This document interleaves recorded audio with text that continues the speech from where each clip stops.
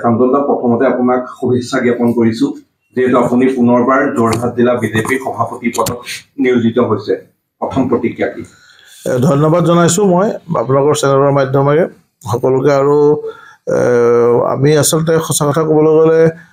আমি দলৰ এজন কৰ্মী ভাৰতীয় জনতা পাৰ্টি বিশ্বৰ বৃহত্তম ৰাজনৈতিক দল আৰু এই বৃহত্তম ৰাজনৈতিক দলটো যিহেতু এটা বিচাৰধাৰা আধাৰিত দল আৰু আমি এই বিচাৰধাৰাৰ এগৰাকী সৈনিক আমি একচুৱেলি সঁচা কথা ক'বলৈ গ'লে মই আমি আইডিঅলজিকেল চলজাৰ এজন বিচাৰধাৰাত থকা মানুহ হিচাপে বিচাৰধাৰাৰ ব্ৰতী এজন ব্যক্তি হিচাপে দলে যেতিয়াই যি দায়িত্ব দিয়ে তাকে আমি পালন কৰিবৰ কাৰণে সদায় বদ্ধপৰিকৰ মই আচলতে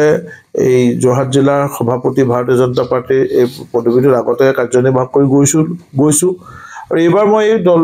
পদবীটোৰ কথা ভবা নাছিলোঁ মোৰ আমাৰ কেইবাগৰাকী দলীয় সতীৰ্থই মনে মনে ভাবি আছিল তেখেতলোকে ভাবিছিল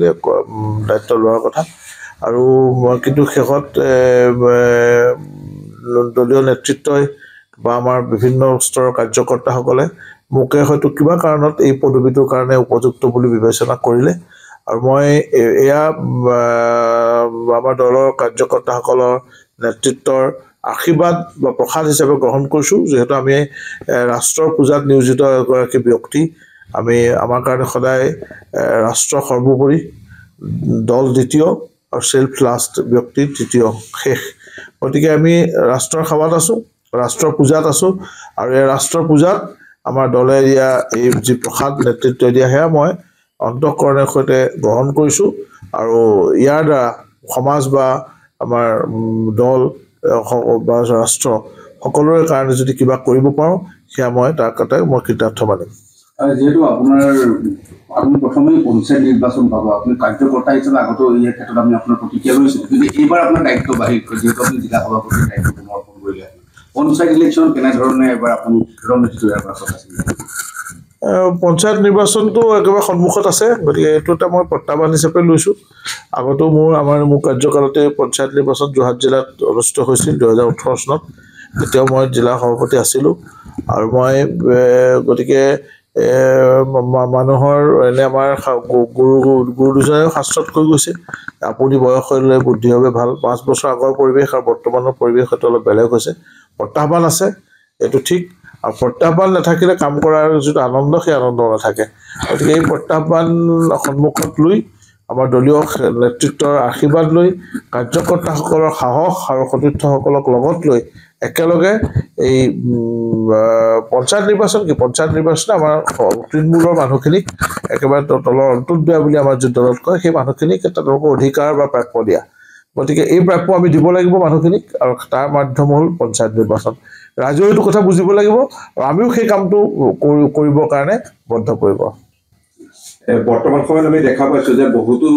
যোৰহাট জিলা বিজেপি জ্যেষ্ঠ নেতাই বিসম্বাদ কৰে আপুনি যোৰহাট জিলা যি সাংগঠনিক ভেটি শক্তিশালী বুলি ভাবেনে বৰ্তমান সময়ত এইটো বিসম্বাদ বা সম্বাদ এইবিলাক দলত থাকিব এটা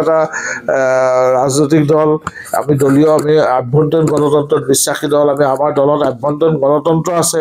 সেইকাৰণে সকলোৱে নিজৰ মতামত প্ৰকাশ কৰিব পাৰে এতিয়া মই আজি সভাপতি হৈছোঁ মই সভাপতি হ'ব লাগে বা নালাগে ইয়াত বহু কাৰ্যকৰ্তাৰ কিন্তু ইয়াত মতামত আছে কোনোবাই মোক বিচাৰিছে কোনোবাই বিচৰা নাই আৰু ইয়াত এই যেতিয়া আভ্যন্তৰীণ মতামত লয় আভ্যন্তৰীণ গণতন্ত্ৰ থাকে দলত তেতিয়া হয়তো অকণমান হ'লেও ক'ৰবাত বিসম্বাদ হ'বই সেইটো আপুনি অস্বীকাৰ কৰিব নোৱাৰে আৰু যেতিয়া দলত ইনফাইটিং নাথাকে তেতিয়া দলৰ আমাৰ কাৰ্যকৰ্তাসকলৰ প্ৰতিভাৰ স্ফুৰণো নঘটে গতিকে এইবিলাক থাকিব এইবোৰ দলৰ সাংগঠনিক কথা আমাৰ পৰিয়ালৰ কথা এইবিলাক আমি পৰিয়ালৰ ভিতৰৰ কথা সকলোকে লৈ চলিব লাগিব সকলোৰ লগত আছোঁ সকলোকে লগত লৈ থাকিম কোনোবাই কেতিয়াবা ভাল পাইছে কোনোবাই কেতিয়াবা বেয়া পাইছে সেই বেয়া পোৱাসকলক লগলৈ ভাল পাব লাগিব সেইটোৱে মই জানো সকলোকে চিনিব আৰু দীৰ্ঘদিন ধৰি যিহেতু বিচাৰধাৰাত আছোঁ একেখিনি ব্যক্তিয়ে আমাৰ লগত আছে আৰু নতুন কাৰ্যকৰ্তাও দললৈ আহিছে যুৱ প্ৰজন্মক দললৈ আনিব লাগিব এইখিনিয়ে প্ৰত্যাহ্বান সন্মুখত লৈ সকলোকে একেলগে লগত লৈ কাম কৰি যাম ধন্যবাদ